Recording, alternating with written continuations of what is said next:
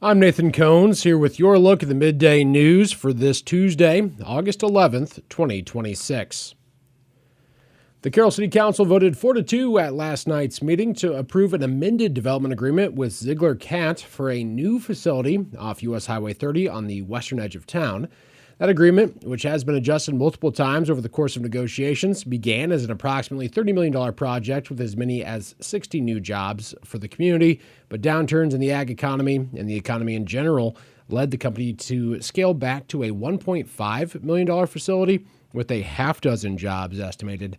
The city is proposing $1.1 million via a forgivable loan to Ziegler for the construction of water and sewer infrastructure to their lot's westernmost edge. Due to a misalignment with the projected valuation and the tax increment finance payments, City Manager Aaron Koiker says they needed to adjust the city's method of reimbursement.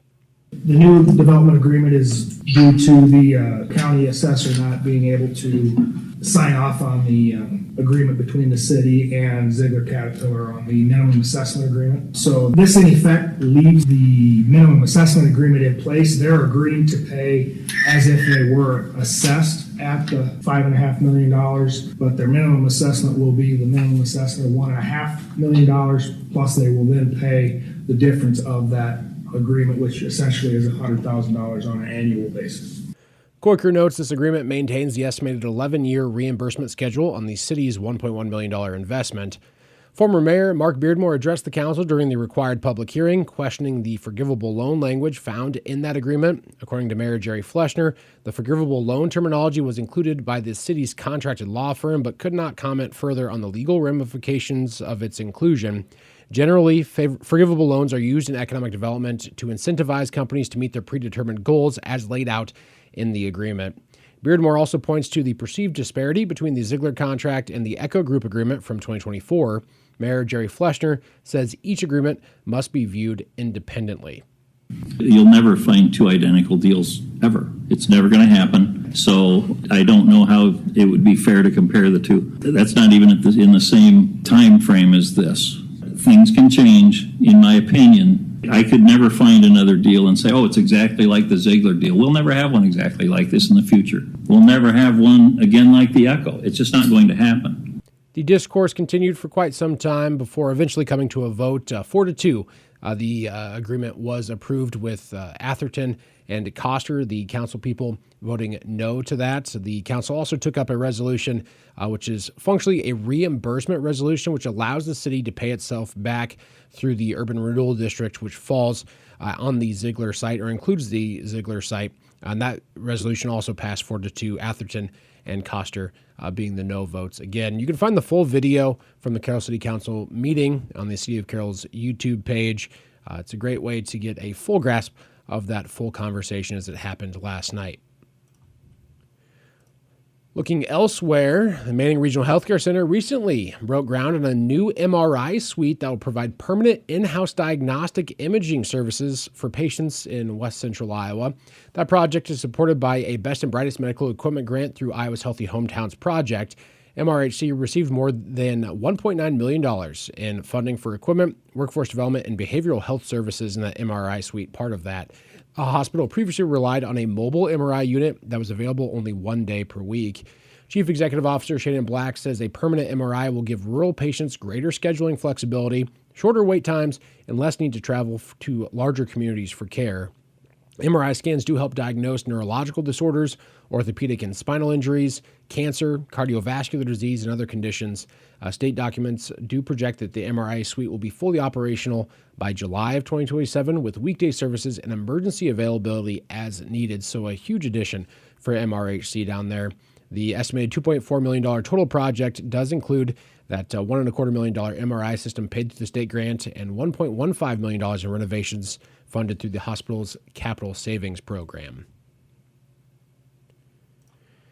And the Carroll Chamber of Commerce will host its second to last live and local summer concert of the season on Thursday, and organizers are getting into the back to school season with local mascots making appearances. It starts at 6 o'clock Thursday night at the Depot Park, featuring 2.5 guitars, and they'll be playing until 9 o'clock that evening. It's the usual live and local. This one sponsored, though, by DuPaco Community Credit Union and Carl Pre-Owned.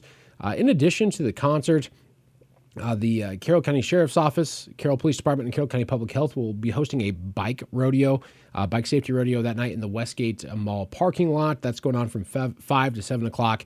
Only one show remains after Thursdays, and that's set for September 17th.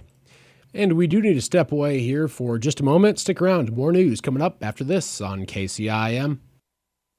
Looking to keep your workforce safe, strong, and on the job? Stewart Memorial offers custom-designed corporate health and wellness programs tailored to your business. Our expert team provides on-site assessments, workforce evaluations, and rehab using industrial-specific knowledge and specialized equipment. Partner with Stewart Memorial to build a healthier, safer workplace.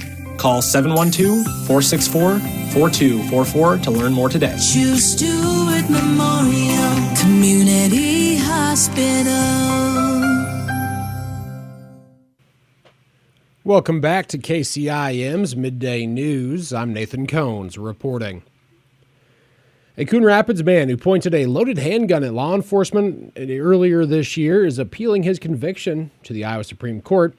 According to Carroll County District Court records, 39-year-old Simon Lee McAllister was found guilty in June by a jury of his peers of 2 counts of assault while displaying a dangerous weapon, those being aggravated misdemeanors. He was also found not guilty of assault on a peace officer while displaying a dangerous weapon, that a Class C felony. According to the record, McAllister, while wearing a bulletproof vest and carrying several loaded magazines, pulled a 9mm handgun on a deputy and officer when they responded to a firearm discharge in the community. The law enforcement officers de-escalated that situation and did take McAllister into custody. The 2-year prison sentence associated with his conviction was suspended, and McAllister instead received a 14-day prison sentence. He was also ordered to pay $855 in fines and complete 2 years of probation. McAllister filed a motion for a new trial following his conviction, which alleged prosecutorial misconduct via reference to prior police interactions and improper verdicts, among other claims. The court did not find his arguments valid and denied his new trial request. However, McAllister did file an appeal to the Iowa Supreme Court on July 31st. The Iowa Supreme Court does retain cases of major legal importance while transferring the majority of them over to the Intermediate Iowa Court of Appeals, and the appellate review panel does not hold new trials, use juries, or hear new witnesses. They really just look at the case from really a 40,000-foot view and judge if things were conducted properly. And if an appellate court ruling is then appealed again, it might make its way to the Supreme Court, but that's pretty unlikely. Elsewhere, the Iowa State Fair gets underway in just a few days, on Thursday, in fact. And while fair food is a big draw for many, the fair again is going to once again allow visitors to bring in drinks and snacks in soft-sided coolers. That policy was in effect for last year's fair as well, and Iowa State Fair CEO Jeremy Parsons says it was the right thing to do. We want all Iowans to feel welcome at the Iowa State Fair, so affordability is key. And so we've really held the line. We've not increased admission at the fair since 2023. Parsons says the State Fair vendors who sell food and beverages did not report a decline in sales last year at all. We did not hear any of that from vendors. Obviously, the vendors are there to serve our fairgoers and also generate their own revenue and income. But at the same time, I think they understood that allowing more people to come to the fair, the saying of something is better than nothing, maybe there's that family that the fair is a stretch for them from an affordability standpoint, but they can maybe pack their own lunch, but then enjoy an ice cream cone or something like that down the road. And so we're excited to be able to offer that opportunity. The Common Sense Institute has estimated that more than 1.1 million people who attended the 2025 Iowa State Fair spent about $85 million on the fairgrounds. That was a more than 1% increase from the prior year. Nearly 5,000 people work at the fair during its 11-day run.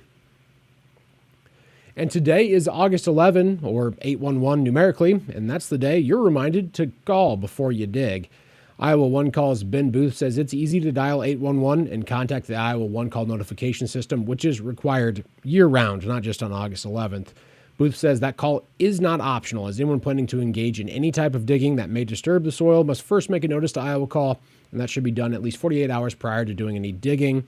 That 48 hours does not include the day of notice, as well as Saturdays, Sundays, or legal holidays. You just dial 811, or you can go online to iowaonecall.com to fill out the request to check for underground utilities before digging, and that can save a lot of hassle, not just for property owners, but for their neighbors and their community at large if they avoid cutting any lines. But that is going to be wrapping up your look at KCIM's Midday News for Tuesday, August 11th, 2026. I'm Nathan Cones reporting.